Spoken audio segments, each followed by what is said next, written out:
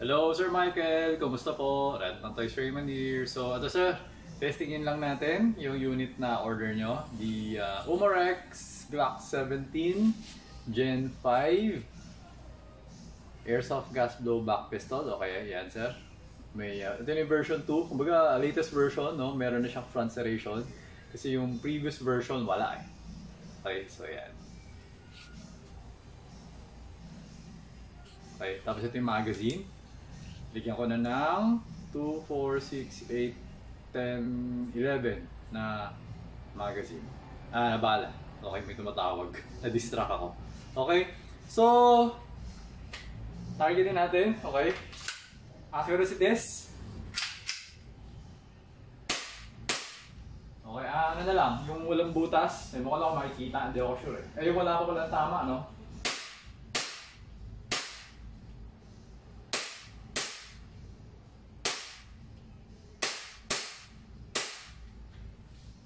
Kung hindi mo nagkakamali, mas accurate itong version 2 kaysa sa version 1. Kung hindi mo nagkakamali, okay? So ayan sir, naubos na yung bala.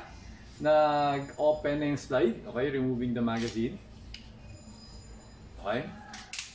Ngayon, regarding dun sa may tinatabas ako before, di ba sa version 1, para dun sa slide.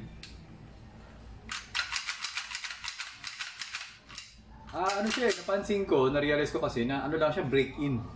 So, kasi paano umpisa ko lang ginagawa yun, yung bandang huli hindi ko na ginagawa eh. Okay, so, teka, break-in ko lang.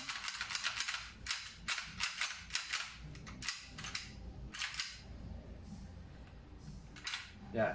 Bilis na, tinan mo? Teka, wait, bababa natin konti. Okay, yan.